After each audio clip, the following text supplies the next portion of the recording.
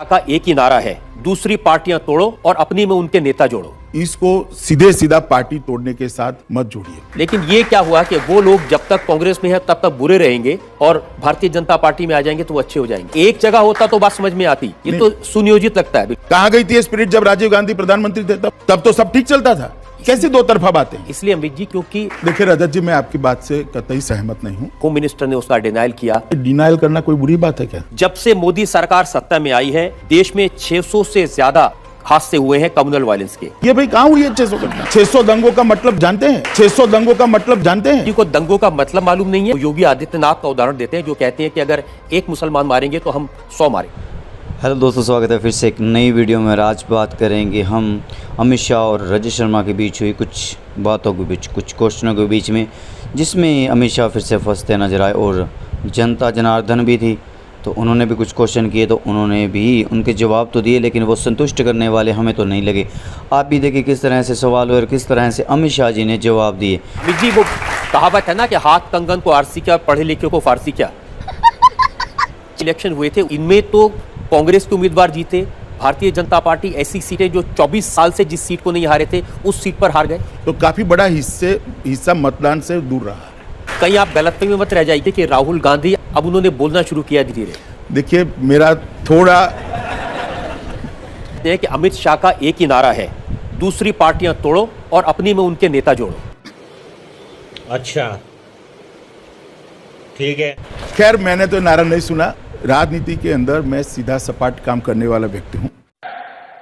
झूठ बोलो, बार बार झूठ बोलो।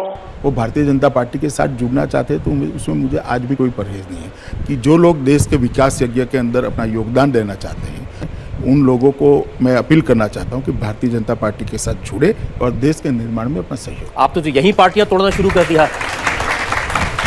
मेरा काम मेरी पार्टी बनाना है, मेरा काम औरों की पार्टी बचाना नहीं है। इसको सीधे सीधा पार्टी तोड़ने के साथ मत जोड़िए। पूरी की पूरी पार्टी लेकर एक पार्टी में मर्ज हो जाना, पार्टी को तोड़ देना, सरकारों को तोड़ देना, ये ना भारतीय जनता पार्टी का चरित्र है, ना हमने ऐसा कभी किया है। अमित जी, ये भारतीय जनता पार्टी का चरित्र है कि दिल्ली में सरकार बनाने के लिए आप दूसरी पार्टियों में तोड़फोड़ कर रहे हैं? देखिए, दिल्ली की जनता का जनादेश आज भी भारतीय जनता पार्टी के साथ है। सबसे बड़ी पार्टी उभर कर हम आए, साथ की साथ दिल्ली की लोकसभा हम जीते। तो इसमें भारतीय जनता पार्टी कोई ऐसी स्थिति में नहीं है कि सरकार बनाने के लिए 35 एमएलए चाहिए, हमारे पास 5 है और 30 कहाँ से कहीं से खरीद कर ला रहे। खरीद फरोख्त की बात नहीं है। लेकिन भारतीय जनता पार्टी के पास में सरकार बनाने लायक एमएलए नहीं है, तो जाहिर है दूसरी पार्टियों से तोड़कर मेजोरिटी साबित की तोड़ने की जरूरत नहीं होती, कोई पार्टी खुद ही सपोर्ट कर सकती है। और इस मेजोरिटी नहीं है, हम तोड़ना नहीं चाहते, इसलिए तो अब तक सरकार नहीं बनी, वरना कब की बन चुकी होती। तो पार्टी तो कौन सी टूटेगी? कोई पार्टी टूटेगी ऐसा मेरा कहना ही नहीं है रजत जी। कोई पार्टी टूटेगी ऐसा मेरा कहना ही नहीं है। इसका एक अर्थ ये लगाया जा रहा है कि भारतीय जनता पार्टी दिल्ली में चुनाव में जाने से डर रही है। देखिए रजत जी, आप अर्थ लगाते रहिए, निकालते रहिए। मैंने मेरी बात बड़ी स्पष्टता से की है। मुझे इसलिए शक होता है, अमित शाह भारतीय जनता पार्टी के बाद जहां जाते हैं, जो अच्छे लोग भारतीय जनता पार्टी के साथ जुड़ना चाहते हैं उनका मैं स्वागत करता हूँ। ये क्यों होता है कि आप जहां जाते हैं, अब तो नेशनलिस्ट कांग्रेस पार्टी के लोग, कांग्रेस के लोग, बड़े बड़े नेता पार्टियां छोड़कर। रजत जी देखिए, मैं जब जाता हूं तब क्यों जोड़ते हैं उसमें आप मत पड़िए। आप एनसीपी और कांग्रेस के लोगों को पूछिए कि आपके नेता आपकी पार्टी छोड़कर क्यों जा रहे हैं।